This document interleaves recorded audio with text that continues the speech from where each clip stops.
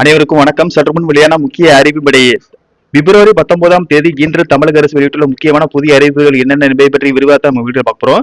Video skip பண்ணாம பாருங்க. வீடியோக்குள்ள போறதுக்கு முன்னாடி இந்த வீடியோக்கு லைக் பட்டன் பிரஸ் பண்ணிக்கோங்க.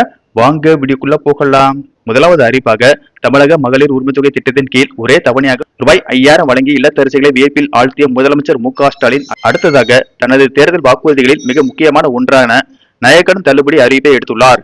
ரூபாய் 5000 வர வைக்கப்பட்ட உற்சாகத்தில் இருக்கும் பொதுமக்கள் மத்தியில் வங்கியில் அடமான வைத்துள்ள நகைகள் எப்போது வீடு திரும்பும் என்ற எதிர்பார்ப்பு மக்களிடையே உள்ளது. தமிழக சட்டப்பேரவையில் தாக்கல் செய்யப்பட்ட 2026-27ஆம் நிதியாண்டிற்கான இடைக்கால பட்ஜெட்டில் ஏழை மற்றும் எளிய மக்களின் பொருளாதார சுமையை குறைக்கும் வகையில் நகைக்கடன் தள்ளுபடி குறித்த முக்கிய தகவலை நிதியமைச்சர் தங்கம் தென்னரசு பகிர்ந்து கொண்டார். கூட்டுறவு வங்கிகளில் 2021 மார்ச் 31ஆம் தேதிக்கு முன்பாக பெறப்பட்ட 5 சவரன் வரையான நகைக்கடன்கள் தள்ளுபடி செய்யும் திட்டத்தின் கீழ் இதுவரை 4881 கோடி மதிப்பிலான கடன்கள் முழுமையாக தள்ளுபடி செய்யப்பட்டுள்ளதாக அவர் தெரிவித்தார். இந்த திட்டம் பொதுமக்களிடையே பெரும் வரவேற்பை பெற்றுள்ள நிலையில் வரவிருக்கும் 2026 சட்டமன்ற தேர்தலுக்கான தேர்தல் அறிக்கையிலும் நகைக்கடன் தள்ளுபடி தொடர்பான புதிய மற்றும் கூடுதல் வாக்குறுதிகள் இடம்பெற வாய்ப்புள்ளதாக அரசியல் வட்டாரங்களில் பேசப்படுகிறது.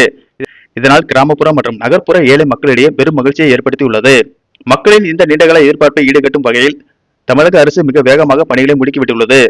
மாநிலம் முழுவதும் உள்ள கூட்டுறவு வங்கிகளில் நிலுவையில் உள்ள நகைக்கடன்கள் தகுதியான பயனாளிகளின் பட்டியல் மற்றும் அதற்கான நிதி தேவை குறித்த விரிவான தரவுகளை உடனடியாக சமர்ப்பிக்குமாறு கூட்டுறவுத்துறை அதிகாரிகளுக்கு ரகசிய உத்தரவு பிறப்பித்துள்ளதாக தகவல்கள் கசிந்துள்ளன.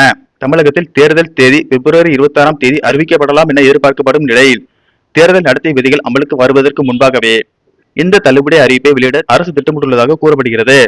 கோடைக்கால சிறப்பு நிதி மூலம் பெண்களின் ஆதரவை திரட்டியுள்ள திமுக அரசு நகைக்கடன் தள்ளுபடி மூலம் ஏழை மற்றும் நடுத்தர வர்க்கத்தினரின் வாக்குகளை முழுமையாக தக்க வைக்க வழிவகுத்துள்ளது. கடந்த சில ஆண்டுகளாக பொருளாதார சிக்கல்களால் தவித்து வரும் சாமானிய மக்கள் இந்த நகைக்கடன் தள்ளுபடி தங்களுக்கு பெரும் நிம்மதியை தரும் என நம்புகின்றனர். பிப்ரவரி இறுதிக்குள் வெளியாக வாய்ப்புள்ள இந்த நகைக்கடன் தள்ளுபடி அறிவிப்பு ஒரு மிகப்பெரிய திருப்புமுனையாக அமையும் என்று எதிர்பார்க்கப்படுகிறது. அனைத்து வங்கி நகைக்கடன் தள்ளுபடி கடந்த முறை நகைக்கடன் தள்ளுபடி செய்யப்பட்ட போது சில நிபந்தனைகளால் சிலருக்கு இந்த தள்ளுபடி கிடைக்கவில்லை. இந்த முறை இந்த நிபந்தனைகள் இல்லாமல் அனைவருக்கும் நகைக்கடன் தள்ளுபடி செய்யப்பட வேண்டும் என்றும் கூட்டுறவு வங்கிகள் மட்டுமில்லாமல் அனைத்து வங்கிகளில் பெறப்பட்ட நகைக்கடன் தள்ளுபடி செய்ய வேண்டும் என்று மக்கள் கோரிக்கை விடுத்துள்ளார்கள். இந்த கோரிக்கைகளை அரசு பரிசீலித்து வருவதாகும். இதற்கான அறிவிப்பு விரைவில் வெளியாகும் என்று தகவல்கள் தெரிவிக்கின்றன. நன்றி, வணக்கம்.